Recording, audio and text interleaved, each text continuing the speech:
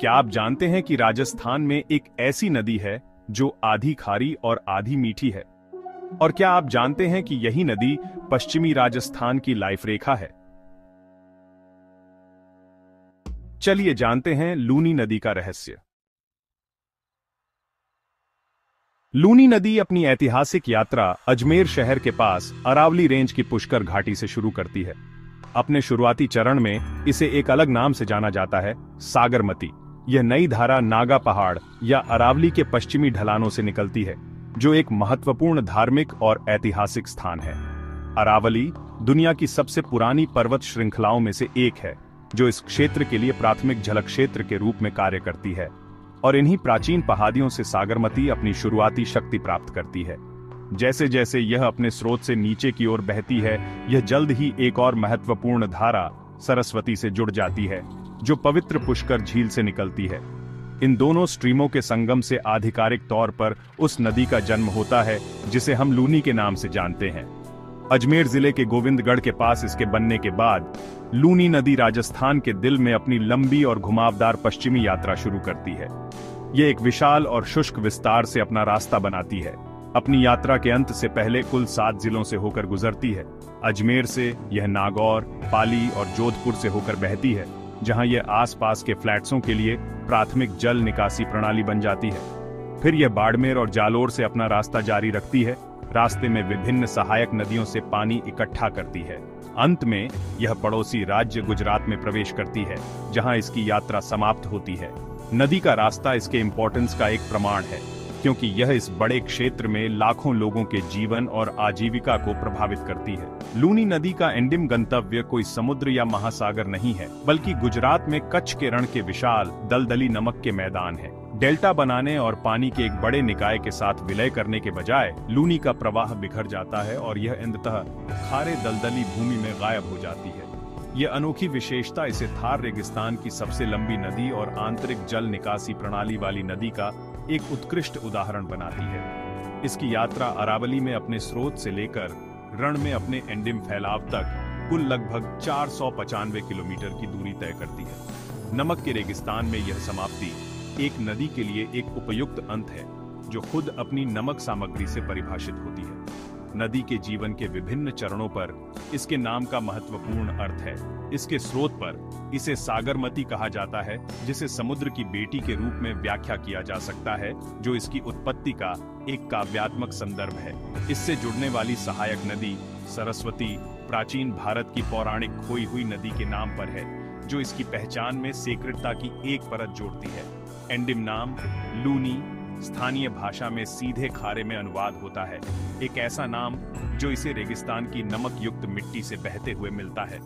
ये नाम केवल लेबल नहीं है, वे नदी के चरित्र का एक वर्णन है, जो एक ताजा पवित्र धारा से शुष्क पश्चिम की एक प्रमुख खारी नदी तक की इसकी यात्रा को दर्शाते हैं।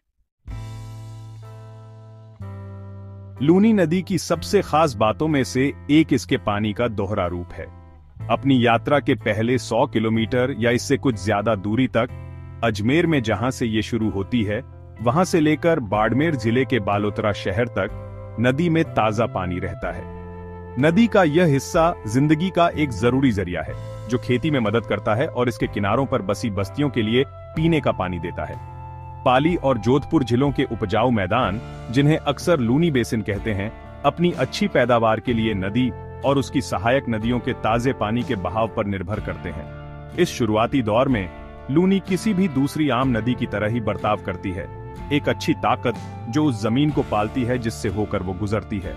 हालांकि बालोतरा शहर से आगे बढ़ते ही नदी में एक बड़ा बदलाव आता है। यहाँ नदी का पानी खारा होने लगता है और इसका स्वाद मीठे से साल्टीन में बदल जाता है। ये बदलाव ज्यादातर इस इलाके की ऊपरी मिट्टी में ज्यादा नमक होने की वजह से होता है।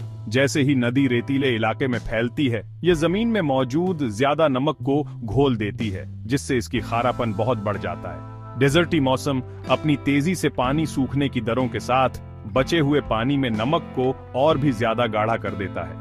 बालोतरा से आगे लूनी सचमुच अपने नाम के हिसाब से हो जाती है, खारे पानी की एक नदी बन जाती है, जो इंसानों के पीने या आम खेती के लिए ज्यादातर ठीक नहीं है। लूनी नदी अकेली नहीं बहती, इसे कई जरूरी सहायक नदियों के एक जाल से पानी मिलता है, जो इसकी मात्रा और बहाव में मदद करती है। खासकर मानसून के मौसम में। इसकी ज्यादातर बड़ी सहायक नदियां इसके बाईं ओर से मिलती हैं, जो अरावली रेंज से नीचे बहती हैं। इनमें लीलड़ी, गुहिया, बांडी, जिसे हिमावास भी कहते हैं, सुकरी, मीठड़ी, जवाई और सागी नदियां शामिल हैं। इनमें से हर सहायक नदी मारवाड़ इलाके की पानी निकालने की प्रणाली में एक जरूरी भूमिका निभाती है। जवाई नदी खास तौर पर सबसे जरूरी में से एक है, जिस पर एक बड़ा बांध बना है, जो पाली और जालोर झीलों के कुछ हिस्सों के लिए जीवन रेखा का काम करता है।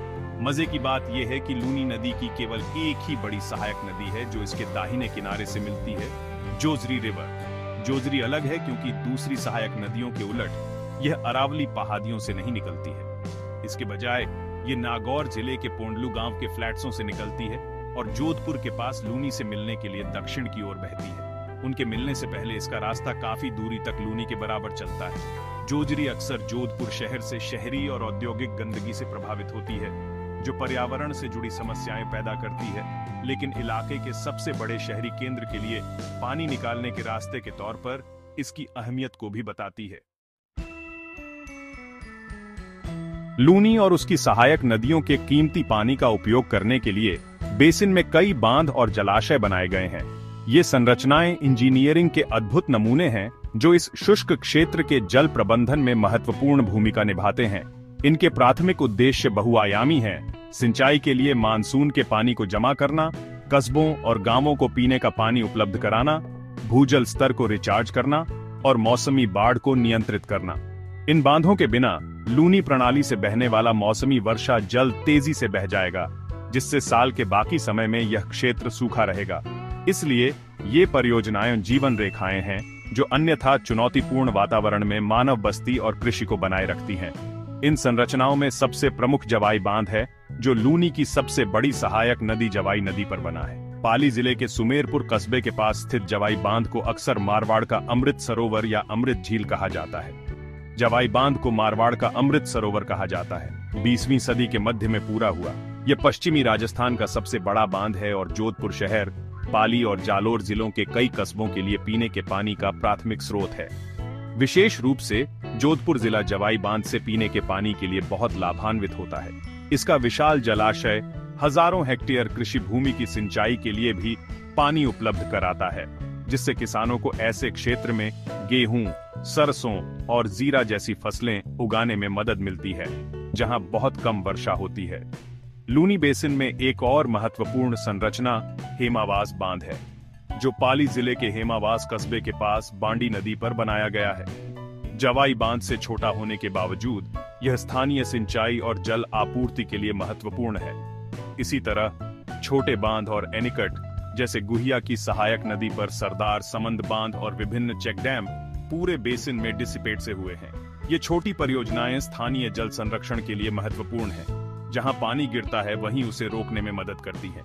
वे मिट्टी के कटाव को रोकते हैं और सबसे महत्वपूर्ण बात, पानी को धीरे धीरे जमीन में रिसने देते हैं, जो भूजल स्तर को बढ़ाने में मदद करता है, जो आधुनिक राजस्थान में एक महत्वपूर्ण मुद्दा है।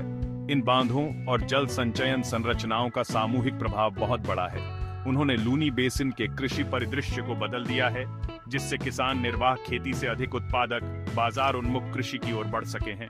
अधिक विश्वसनीय जल आपूर्ति सुनिश्चित करके उन्होंने समुदायों को सूखे के प्रति संवेदनशीलता को कम कर दिया है, जो देश के इस हिस्से में एक आवर्ती खतरा है। इसके अलावा इन जलाशयों ने अद्वितीय आर्द्र भूमि पारिस्थितिक तंत्र बनाए हैं, जो प्रवासी पक्षियों को आकर्षित करते हैं और स्थानीय जैव विविधता का समर्थन करते हैं। वे मानवीय सरलता और भारतीय रेगिस्तान के हृदय में पानी सुरक्षित करने और समृद्धि बनाने के अथक प्रयास के पावरशाली प्रतीक के रूप में खड़े हैं। स्टूडेंट्स और कॉम्पिटिटिव एग्जाम्स की तैयारी करने वालों के लिए लूनी नदी के बारे में कुछ की फैक्ट्स याद रखना जरूरी है। सबसे पहले, यह राजस्थान की सबसे बड़ी रिवर सिस्टम है, जो पूरी तरह से राज्य के भीतर है, और यह इस क्षेत्र में एक इनलैंड ड्रेनेज रिवर का प्राइमरी एग्जाम्पल है। इसकी कुल लेंथ लगभग 495 किलोमीटर है, जिससे यह थार रेगिस्तान की सबसे लंबी नदी बन जाती है। एक क्रूशल पॉइंट इसकी ड्यूअल वाटर कैरेक्टरिस्टिक है। यह बालोतरा तक फ्रेश रहती है और उसके बाद सेलीन हो जाती है।